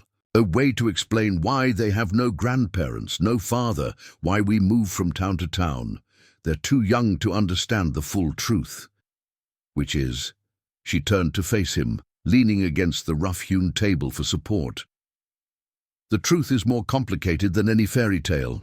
A daughter who discovered her father's corruption went deeper than she'd ever imagined. A young woman who realized that the privilege she'd enjoyed all her life came at the expense of others' suffering. A mother who couldn't bear to see her children used as pawns in a power struggle between two stubborn, proud men." Maxwell's jaw tightened at this characterization. "You never gave me the chance to be stubborn or proud about it. You made the decision for both of us." "I made the decision for all three of us," Elaine corrected, nodding toward the back room where the twins slept. "And if I had it to do over again, knowing what I know now about my father, about what he was capable of, I'd make the same choice." "Even now?" Maxwell asked. "Even with the judge dead and buried?" The question brought Elaine up short. With her father gone, the immediate threat to her children, to Maxwell's career, had indeed vanished. Yet 5 years of vigilance, of looking over her shoulder, of constructing careful lies to protect her new identity, had left deep marks on her psyche. "I don't know," she admitted finally. "I've been Elaine Caldwell longer than I was ever Catherine. Blackwood, the woman you knew in Austin doesn't exist anymore." Maxwell moved closer, close enough that she could see the fine lines at the corners of his eyes, the silver threads in his dark hair that hadn't been there 5 years ago. "I'm beginning to see that," he said quietly. "The question is, do I know Elaine Caldwell any better than I knew Catherine Blackwood in the end?" The question pierced her defenses with unexpected precision. Had she really been so opaque to him even then? Had he sensed, perhaps, that she was capable of the kind of desperate flight she eventually undertook? "I'm not sure I knew myself then," she confessed. "I was playing a role, the judge's dutiful daughter in public, the secret rebel in private. Neither was entirely real." She met his gaze steadily. "I only started to discover who I truly was when I had no one to rely on but myself. When every decision I made directly impacted 2 small lives that depended entirely on me." Maxwell nodded, slowly, accepting this. "And who is she? This Elaine Caldwell you've become?" The question was asked without judgment, with genuine curiosity that invited honesty. "She's practical," Elaine said after a moment's consideration. "Resilient, cautious, fiercely protective, not easily impressed by titles or wealth. Capable of working from dawn till dusk, if that's what's needed to keep her children fed and sheltered." A wry smile touched her lips. "She can split firewood, patch clothes, haggle at markets, and tell stories that make children forget they're hungry." "She sounds remarkable," Maxwell said softly. The simple compliment, delivered without irony or reservation, caught Elaine off guard. Heat rose in her cheeks as she looked away, disconcerted by the warmth in Maxwell's eyes. "What about you?" she asked, deflecting attention from herself. "How has Maxwell Reeves changed in 5 years?" He moved to the fireplace, prodding the embers with a stick, his profile outlined in golden light. Harder in some ways, more cautious, less certain about absolute right and wrong. He shrugged his good shoulder. "Pain changes a man. So does betrayal." The last word hung between them, impossible to ignore. "I never meant to betray you," Elaine said quietly. "Only to protect what we created together." Maxwell turned to face her, his expression grave but not unkind. "I believe you thought you were doing the right thing, but intentions and consequences aren't always aligned." "No," Elaine agreed. "They're not." Another silence fell, this one less tense than contemplative. Outside, an owl called into the darkness, its haunting cry emphasizing the isolation of the cabin, the strange intimacy of 2 people connected by a shared past and the sleeping children in the next room. "What happens when we reach Garrison?" Maxwell asked finally. "Will you tell them the truth, that their father isn't dead after all?" It was the question Elaine had been avoiding since their reunion at the river crossing. The inevitable moment when fairy tales would need to give way to reality, when decisions could no longer be deferred. "I don't know," she admitted. "They're so young. How do I explain that their mother has been lying to them all this time, that the story they've been falling asleep to is just that, a story?" "Children are remarkably adaptable," Maxwell said, "more so than adults in many ways. They accept what is, without the burden of what should have been." Elaine considered this, thinking of how quickly the twins had taken to Maxwell, how naturally Samuel had sought his guidance. Perhaps the truth, carefully presented, appropriately simplified, would be less damaging than continuing a fiction that grew more complicated with each passing year. "If I do tell them," she said cautiously, "what then? What role would you want in their lives, in mine?" The question was bold, more direct than she had intended, but essential nonetheless. Whatever path they chose would need to be navigated with clear understanding from both sides. Maxwell didn't answer immediately. He returned to the fire, banking it properly for the night, his movements deliberate and measured. When he finally spoke, his voice was steady but gentle. "I've had less than 2 days to adjust to fatherhood, Elaine. I can't pretend to have all the answers yet." He straightened, meeting her gaze across the dimming room. "But I know this. Those children deserve the truth, and they deserve the chance to know their father. As for us—" He paused, choosing his words carefully. "That's a bridge we'd have to rebuild slowly, if at all." His honesty was both a relief and a disappointment. Elaine nodded, acknowledging the reasonableness of his position, while trying to ignore the small, traitorous part of her heart that had hoped for something more definitive. "We should rest," she said, practical concerns reasserting themselves. "Tomorrow will be another long day." Maxwell agreed, settling himself on the main room's rope bed, while Elaine retreated to join the twins in the back room. As she lay in the darkness, listening to her children's steady breathing, she found herself wondering what dreams visited Maxwell Reeves, the man she had once loved, the father of her children, the unexpected complication in what should have been a straightforward flight to a new beginning, and she wondered, as sleep finally claimed her, what dreams might still be possible in the uncertain future that awaited them all in Garrison. Morning arrived with the cheerful persistence of birdsong and sunlight filtering through the cabin's single window. Elaine woke to find Sarah's small foot pressed against her ribs and Samuel already gone from the straw mattress they had shared. For a moment, panic flared, 5 years of vigilance creating an instinctive alarm at her son's absence, until she heard his high, clear voice from the main room, punctuated by Maxwell's deeper tones. She rose quietly, smoothing her wrinkled dress as best she could, and attempting to tame her hair with her fingers. The trunk, salvaged from the river, had contained no brush or comb, another small loss among many. Sarah stirred, but didn't wake, exhausted from the previous day's journey. In the main room, a domestic scene greeted her. Maxwell at the fireplace, frying bacon in the cast-iron skillet, Samuel perched on a stool beside him, peppering the ranger with questions about his horse, his gun, his badge, all the trappings of manhood that fascinated a boy raised without male influence. "Do you shoot bad guys every day?" Samuel was asking, his eyes wide with excitement. Maxwell chuckled. "No, son. Most days are much quieter. Paperwork, patrol, helping folks with ordinary problems." "Like building fires?" "Exactly like building fires," Maxwell agreed, then glanced up, noticing Elaine in the doorway. "Good morning. Coffee's ready if you want some." The casual normality of the greeting, as if they were any ordinary family starting their day together, created a strange ache in Elaine's chest, a glimpse of what might have been, what might still be, if circumstances aligned differently. "Thank you," she said, accepting the tin cup he offered. The coffee was strong and hot, a welcome comfort after nights of disrupted sleep. Sarah's still sleeping. She always was the deeper sleeper of the two. "Like her mother," Maxwell observed, turning. "The bacon in the pan.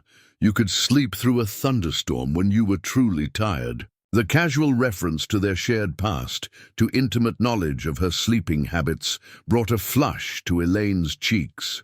Samuel, thankfully, was too preoccupied with watching the bacon cook to notice the charged moment between the adults. "We should reach Henderson's Mill by midday," Maxwell continued, smoothly changing the subject. "From there, if we can secure transportation, we could be in Garrison by evening." "Will we make it in time?" Elaine asked, the practical concern for her. Teaching position reasserting itself. "Today is the last day of the month," Maxwell nodded. "Barring any unforeseen circumstances, yes. The school board usually meets in the evening. We should arrive before they conclude their business." The reassurance eased one worry, even as others remained. Elaine sipped her coffee, watching as Maxwell deftly managed both the cooking and Samuel's endless questions. There was a natural ease to his interaction with the boy, a patience that spoke of a man who would have been an excellent father from the beginning had he been given the chance. Guilt, that ever-present companion of the past 5 years, stirred. Again, seeing them together made the weight of her choices heavier, the justifications she had constructed less convincing. Yet the threat had been real. Her father's power, his vindictiveness toward those who defied him, his obsession with the Blackwood legacy.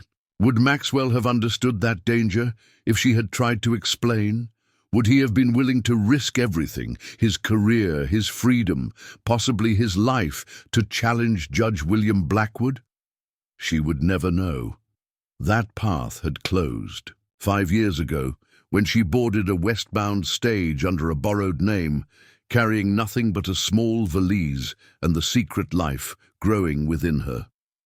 Sarah's sleepy voice broke into her thoughts. "Mama, where's my doll?" "Right here, sweetheart," Elaine replied, retrieving the rag doll from where it had fallen beside the mattress.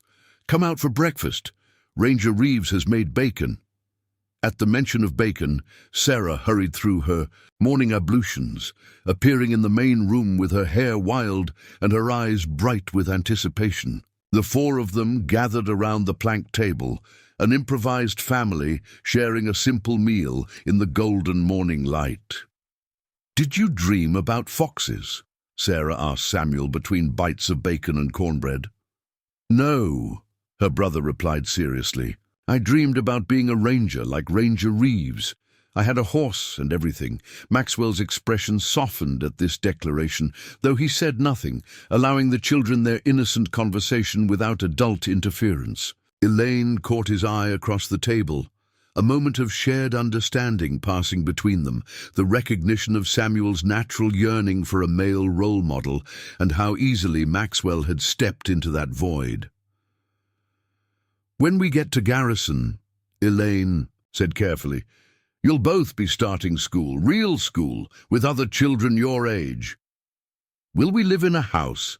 Sarah asked hopefully. "With our own beds?" "Yes," Elaine promised. "Nothing grand, but it will be ours. The school provides a small cottage for the teacher." "Will it have a fireplace?" Samuel inquired, glancing at Maxwell. "So I can practice making fires."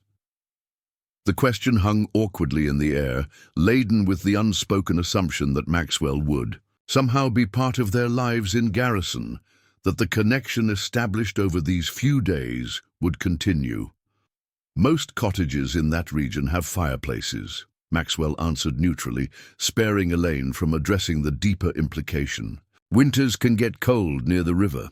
The practical response satisfied Samuel, who returned his attention to his breakfast. But the moment highlighted the confusion that lay ahead for the twins, the inevitable questions about Maxwell's role in their lives, the complicated truth that would eventually need to be explained. After breakfast, they prepared to depart, Maxwell saddling Scout while Elaine helped the twins wash and dress. The morning was pleasantly warm, promising a good day for travel. Elaine repacked their meager belongings in the salvaged trunk, adding the leftover supplies Hadley had provided, a generosity she wouldn't forget. "Ready?" Maxwell asked from the doorway, his expression indicating he'd completed his preparations outside. Elaine nodded, gathering up Sarah while Samuel raced ahead, eager to see. "The horse again." As she moved to exit, Maxwell's hand on her arm stopped her briefly. "I've been thinking," he said, his voice low so the children wouldn't overhear. "About Garrison, about what happens next." Elaine met his gaze, struck again by the familiar blue of his eyes, the same shade that looked back at her from her children's faces each day. "And," she prompted when he hesitated, "there's a ranger outpost 3 miles from Garrison," he said. "Been unstaffed for months due to reassignments. Captain's been looking to re-establish a presence in that area." The implication was clear, but Elaine needed to hear it directly. "You're considering requesting a transfer?" Maxwell nodded. "It would provide a legitimate reason for my presence in the area. Allow us to proceed cautiously with whatever comes next." The proposal was measured, reasonable, typical of Maxwell's approach to complex situations. Not a dramatic declaration or an ultimatum, but a practical solution that would create space for possibilities without forcing immediate decisions. "Oh, what about your current posting?" Elaine asked. "I've accumulated considerable leave time," Maxwell replied, "and the captain owes me a favor or two after the Gaza operation. It's not impossible." Elaine absorbed this, considering the implications. Maxwell nearby, but not immediately inserting himself into their lives, close enough to begin building relationships with the twins, to allow them time to adjust to his presence, to give her and Maxwell a chance to navigate the complex terrain.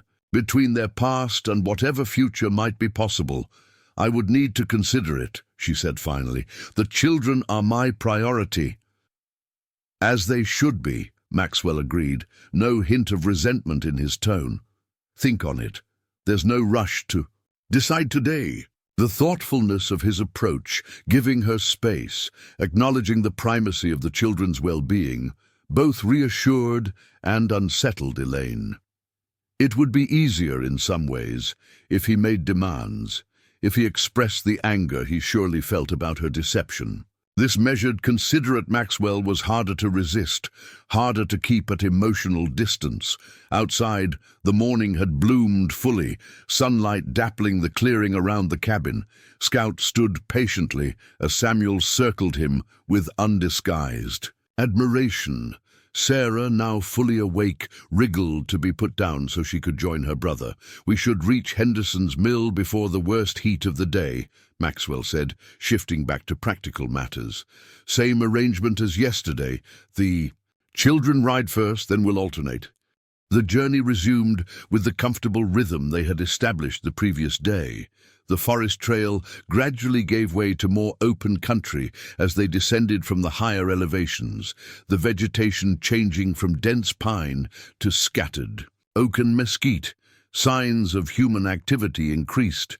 Fenced pastures, the occasional distant cabin, a well-maintained wagon road joining their trail from the west.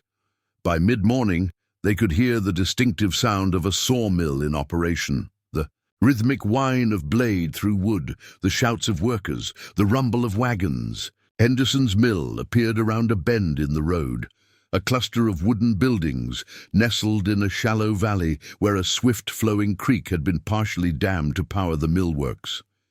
"It's bigger than Oak Ridge," Sarah observed, wide-eyed, at the relative bustle after days in the wilderness.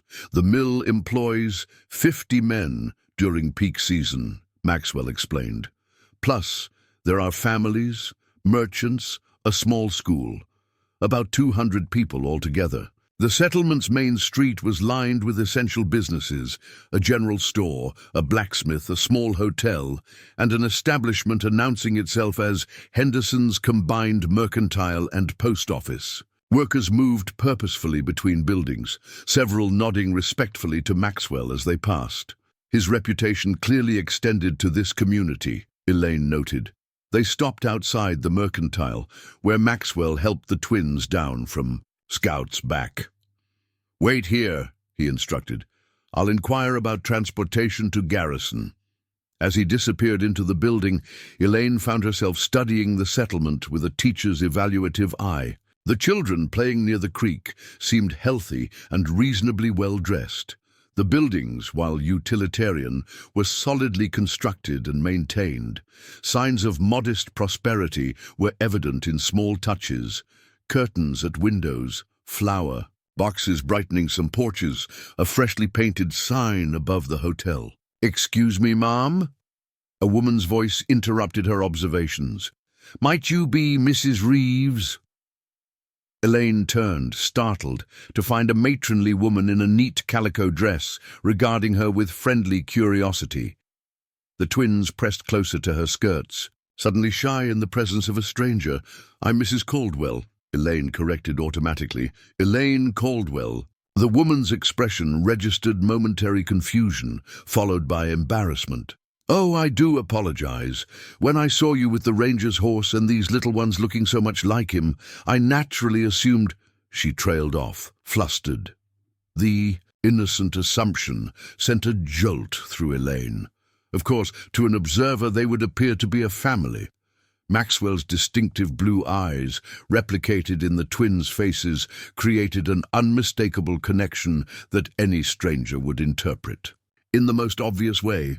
"It's quite all right," Elaine managed, striving for a casual tone. "Ranger Reeves is assisting us after our wagon was lost in the river crossing yesterday. We're on our way to Garrison." "The Blackwater took your wagon," the woman exclaimed sympathetically. "You poor dears. After that dreadful storm, it's been running higher than anyone's seen in years. You're fortunate the ranger found you." "Yes," Elaine agreed quietly. "Very fortunate." Before the conversation could continue, Maxwell emerged from the mercantile, his expression satisfied. "Good news," he announced, approaching them.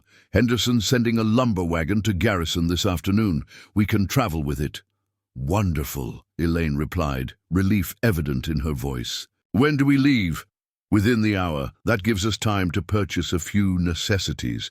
He nodded politely to the woman still hovering nearby. "Mrs. Henderson, good to see you again." "Ranger Reeves," the woman acknowledged warmly.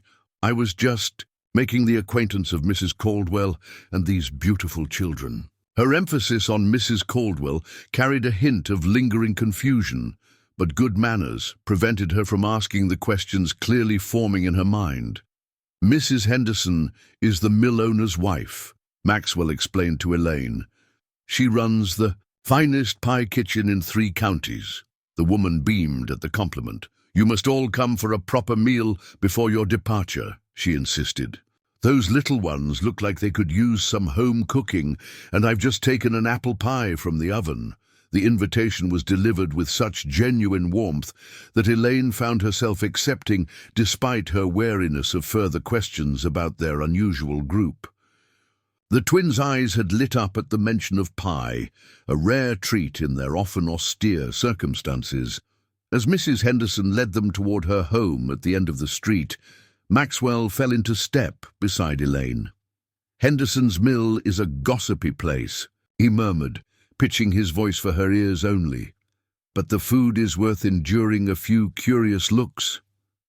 "She thought I was Mrs. Reeves," Elaine whispered back, a hint of alarm in her tone. Maxwell's lips quirked in a small wry smile.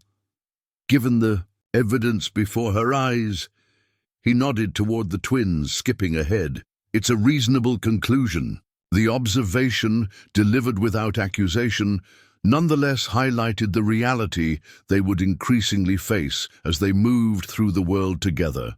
The natural assumption that they were a family based on the undeniable physical resemblance between Maxwell and his children. It was a preview, Elaine realized, of the complications awaiting them in Garrison if Maxwell followed through on his proposal to transfer to the nearby ranger outpost. The questions, the assumptions, the need for explanations that would satisfy social expectations without exposing the full truth of their past. Yet watching the twins' excitement as they approached the promise of apple pie, seeing the protective way Maxwell kept pace beside them, Elaine found herself wondering if such complications might be worth navigating, if the narrative of Mrs. Reeves might someday transition from misunderstanding to reality. The thought was as terrifying as it was unexpectedly appealing. The cache wagon rolled steadily along the Garrison road, wooden wheels creaking a rhythmic accompaniment to the gentle afternoon breeze. Elaine sat with the twins on a bed of fresh straw that Mr. Henderson had insisted on providing for their comfort. Maxwell rode Scout alongside, occasionally exchanging remarks with the wagon driver, a weathered lumber worker named Ellis, who seemed content with minimal conversation. After Mrs. Henderson's generous meal, not just apple pie, but a hearty stew, fresh bread, and preserved peaches that had left the twins wide-eyed with delight, they had departed the mill settlement with renewed energy. The mistaken assumption about their relationship hadn't been corrected, a tacit agreement between Elaine and Maxwell to avoid complicated explanations to people they would likely never see again. Now, as the landscape shifted from scattered woodland to the more open country surrounding the Garrison Valley, Elaine found herself contemplating the nearing conclusion of their journey. By sundown, they would reach the town where she was expected to begin a new chapter: teaching position, small cottage, the stable life she had been seeking for her children. Yet that future now seemed less defined than it had when she'd left. Oak Ridge. Maxwell's presence had introduced variables she couldn't have anticipated, possibilities that both frightened and intrigued her. "Look, Mama," Samuel exclaimed, pointing toward the horizon. "Is that Garrison?" In the distance, a collection of buildings clustered along the banks of a winding river, larger than Oak Ridge, smaller than Henderson's Mill, but with the unmistakable organization of an established township. A church steeple rose above surrounding structures, a white beacon catching the late afternoon sun.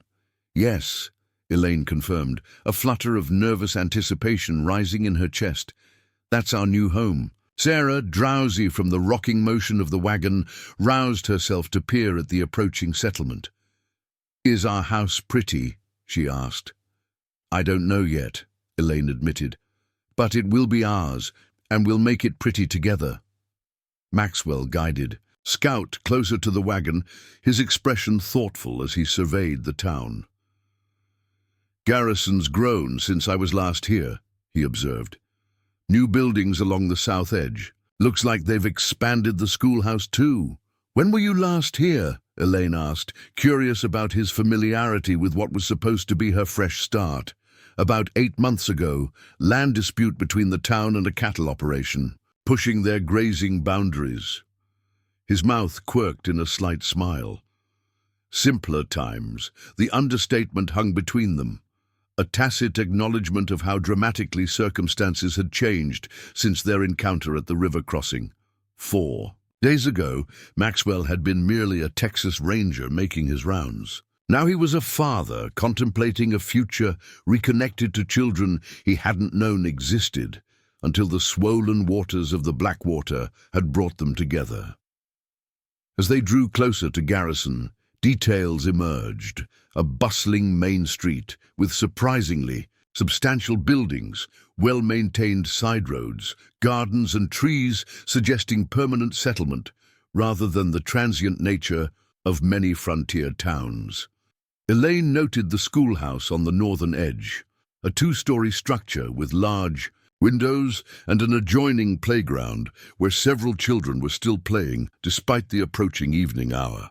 "The school board meets in the town hall," Maxwell informed her, nodding toward a white-painted building with a small bell tower. "They should be in session now." Elaine straightened her shoulders, acutely aware of her travel-worn appearance. "Do I look presentable enough to meet them?" she asked, suddenly self-conscious. Her dress was wrinkled, her hair inadequately pinned, and she had no mirror to check her appearance. Maxwell studied her for a moment, his gaze warming in a way that brought unexpected color to her cheeks. "You look like a woman who has survived a river crossing, rescued her children, and traveled 30 miles to take up her duties," he said, quietly. "I can think of no finer recommendation for a teacher." The simple vote of confidence steadied her. Whatever complications lay between them, Maxwell's belief in her capabilities remained unshaken, perhaps had even grown during their journey together. As they entered the town proper, curious glances greeted their unusual procession. A lumber wagon carrying a woman and 2 children, accompanied by a Texas Ranger. Ellis directed his team toward the town hall, evidently briefed by Maxwell on their first priority. "I'll take the twins for a walk while you meet with the school board," Maxwell offered as the wagon rolled to a stop. "Give them a chance to stretch their legs after the journey." Elaine hesitated, years of protective instinct warring with the practical need to present herself to her prospective employers without two restless children in tow. You're sure you don't mind? I believe I can manage for half an hour, Maxwell replied, a hint of dry humor in his tone. We survived the river together. A stroll through Garrison should pose fewer challenges. The twins, overhearing this exchange, brightened at the prospect of exploration. Can we see the candy store? Samuel asked hopefully. If there is one, we'll find it, Maxwell promised, helping them down from the wagon. Elaine watched as Maxwell led the children down the street, each twin holding one of his hands, their small figures flanking his taller one in a tableau that constricted her heart with its rightness. They looked so natural together, undeniably a father with his children, connected by more than the temporary circumstances of their journey. Drawing a steadying breath, she turned toward the town hall. This meeting would determine whether all her careful plans would come to fruition, whether Garrison would indeed become the home she had promised her children. The school board consisted of 5 members. The mayor, a round-faced man named Douglas Harrington. The town doctor, an elderly but sharp-eyed woman introduced as Dr. Catherine Wells. The banker, Mr. Simmons. The minister, Reverend Thomas Clark. And a formidable matron named Mrs. Eleanor Burke, who served as the board's secretary and clearly wielded significant influence, despite her lack of official title. Mrs. Caldwell, Mayor Harrington began after introductions were complete, we received your letter of acceptance 3 weeks ago and have been preparing the teacher's cottage accordingly. However, we expected your arrival yesterday. My apologies. For the delay, Elaine replied, her voice steadier than she felt. Our wagon was lost crossing the Blackwater River during the recent storms. If not for Ranger Reeves's assistance, the situation might have been much worse. Mention of Maxwell elicited raised eyebrows and exchanged glances among the board members. Clearly, the Ranger's reputation extended to Garrison as well. Ranger Reeves is known to us, Reverend Clark acknowledged. A man of excellent character. You were fortunate indeed to encounter him. More fortunate than you know, Elaine responded, a wry smile touching her lips despite her attempts at formality. Dr. Wells leaned forward, her keen gaze assessing Elaine with professional interest. You mentioned twins, Mrs. Caldwell, children of such tender age, traveling in these conditions. Are they well? They are, thank you. Remarkably resilient. The Ranger is supervising them at present, allowing me to meet with you without distraction. Mrs. Burke made a small notation in her ledger. Your references from Oak Ridge were quite satisfactory, she said, though perhaps sparser than we might have preferred. Your previous teaching experience? 2 years in Oak Ridge, Elaine confirmed. Before that, private tutoring. It wasn't entirely a lie. Catherine Blackwood had indeed tutored younger children in her father's social circle, though such informal arrangement hardly constituted professional experience. And your late husband? Mrs. Burke continued. Mr. Caldwell was a surveyor, Elaine supplied, the practiced fiction flowing smoothly, lost to fever before the twins were born. The board members nodded sympathetically, this explanation fitting comfortably within their understanding of frontier hardships. Women left widowed with young children were an unfortunately common occurrence in these territories. Well, Mayor, Harrington said, after a few more questions about her teaching philosophy and experience with larger groups of children, everything seems to be in order. The position is yours, as agreed in our correspondence. The term begins on Monday, which gives you the weekend to settle in. Relief flooded through Elaine. Despite the delays, despite her disheveled appearance, despite the unorthodox nature of her arrival, she had secured the position. The stability she had sought for her children was within reach. The cottage is modest but sound, Mrs. Burke added, her severe expression softening slightly. I took the liberty of stocking the pantry with basic provisions, knowing you would Arrive with limited supplies. The unexpected kindness brought a lump to Elaine's throat. That's most generous, thank you. Garrison takes care of its own, Reverend Clark said simply, and as our school teacher, you are now one of us. Outside, the golden light of late afternoon had begun to soften toward evening. Elaine found Maxwell and the twins waiting on a bench near the town hall, each child clutching a small paper bag that unmistakably contained candy. You found the candy store, I see, she observed, smiling despite her attempt at maternal disapproval. The proprietor insisted the first visit should be complimentary, Maxwell explained, not looking particularly repentant. A welcome gift for Garrison's newest residents. News travels quickly in small towns, Elaine murmured. So does the sight of a ranger escorting twins who bear a striking resemblance to him. Maxwell countered quietly, ensuring the children wouldn't. Over here, Elaine absorbed this, recognizing again that discretion might prove impossible in a community where observation and speculation constituted primary entertainment. Like Mrs. Henderson at the mill, the citizens of Garrison would draw their own conclusions about the relationship between the new schoolteacher, her blue-eyed twins, and the ranger who had delivered them safely to town. The cottage is ready for us, she said, focusing on immediate practicalities, and I've officially secured the position. Congratulations, Teacher Caldwell, Maxwell said, a genuine smile warming his expression. Shall we see your new home? The teacher's cottage stood a short distance from the schoolhouse, a modest structure with a small front porch, neat picket fence, and carefully tended garden that suggested the previous occupant had valued appearances. Inside they found simple but adequate furnishings, a parlor with a cushioned settee and rocking chair, a kitchen with a sturdy table and 4 chairs, 2 small bedrooms, and a back porch that offered a view of rolling hills beyond the town limits. The twins immediately claimed the smaller bedroom, exclaiming over the twin beds with colorful quilts that someone had thoughtfully prepared. Sarah twirled in the center of the room, the remains of her candy clutched in one hand, while Samuel examined the small bookshelf containing several volumes clearly intended for children. It's perfect, Elaine breathed, emotion tightening her throat as she surveyed what would be their first real home since leaving Austin 5 years ago.